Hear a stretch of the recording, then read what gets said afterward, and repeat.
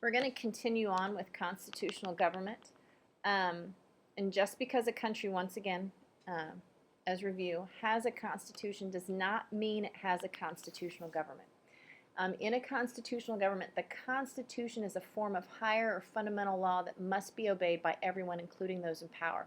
And once again, review, make sure you get that term, rule of law. The fact that we have a government where the Constitution is the highest form of power, that we have laws. You're not going to be pulled over and they make this stuff up as they go. You know that you've broken a law, it's written down somewhere, and if you get pulled over for it or you get arrested for it and the president gets arrested for the same thing, you both are held under the same rules and regulations that you have to follow. So if it provides, or this Constitution provides for an unlimited political power, it is not a constitutional government. But then again, if it limits the powers but has no way to enforce those limitations, it's also not a constitutional government. So once again, the former Soviet Union created a constitution, but it gave them unlimited political power. We're going to look at the Articles of Confederation later on, but what we're going to see is it created limited power. It gave Congress, or the legislature, I should say, the responsibility for making laws, but it didn't have an executive. There was no way to enforce them. So under the Articles, we actually didn't have a constitutional government then either. The framers had a wish list when they were trying to figure out what type of government or how they were going to put this Constitution together. And they wanted to make sure that the Constitution set forth the basic rights of citizens to life, liberty, and property. They wanted to make sure that the government was responsible for protecting those rights. They wanted to establish private domains, which means there are areas of our lives that the government should stay out of. This one they've worked on throughout history, sometimes getting it right, obviously sometimes getting it wrong, and there are still areas of our lives that the government wants to get into that maybe they should or maybe they shouldn't. And then they also wanted to make sure that this Constitution could only be changed with the consent of the citizens, and that the process was well known. It was established ahead of time, that they know the rules on how to change the document. And we'll look at Article 5 of the Constitution, which shows how you amend the Constitution. Organization of a constitutional government, typically the powers are distributed and shared among several branches of government, making it less likely that one branch can abuse or misuse its powers.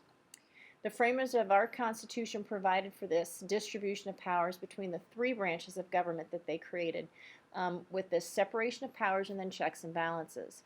Article 1 of the Constitution talks about the legislative branch, and it's their responsibility for making laws. Article 2 is all about the executive branch, and they are responsible for enforcing laws. And then Article 3 is all about the judicial branch, and they're responsible for interpreting the laws. So each branch of government has separate powers, a different part that they are solely responsible for. But then they came back and they created checks and balances. So they're saying, yes, Congress can make the laws, but the president can veto that law or nullify it, say it, no, we're not going to do this. The president gets to nominate judges, but the Senate, which is part of the legislative branch, has to approve them. And then Congress, once again, can pass a law. If the president signs it, it becomes law, but the Supreme Court, which is the judicial branch, can come behind and rule that law unconstitutional, once again, getting rid of that law.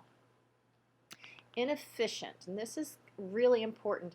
People get very frustrated when they watch our political process because it moves very slow. The complicated manner in which constitutional government is organized often means it takes a long time to get things done. What I don't think people understand is inefficiency was seen as an advantage by the framers. They didn't want things to move very quickly.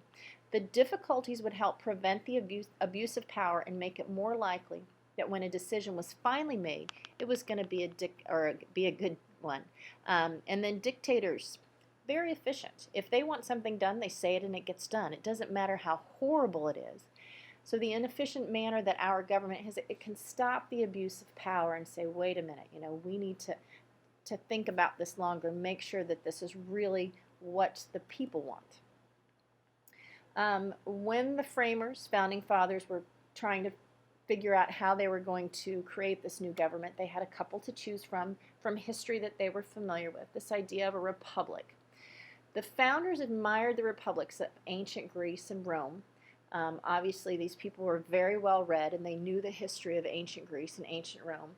And this idea of an indirect democracy, this idea of a republic, they felt it would be devoted to promoting the public good, doing the best for the most people.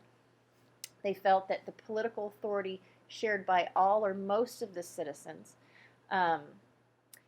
and not by a hereditary monarch, by a king or a queen. And at that time, monarchs, kings and queens, was the most common type of government in the 18th century, which is the 1700s. So they wanted all of the citizens, or most of the citizens, to have the authority, not this idea of rule by a king or queen. And then political authority exercised through the community's chosen representatives in government. And that's really what a republic is.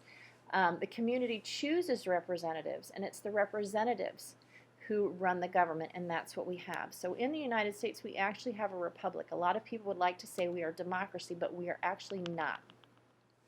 A democracy traditionally meant a form of government in which ultimate authority was based on the will of the majority. And in its purest form, democracy also meant a government in which members participated directly in their own governance, not through representatives.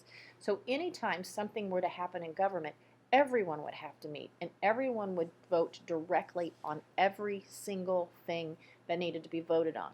So you're looking at the need to have very, very small groups.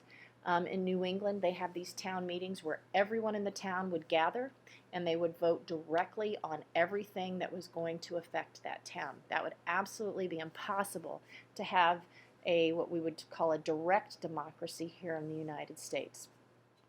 Far too many people.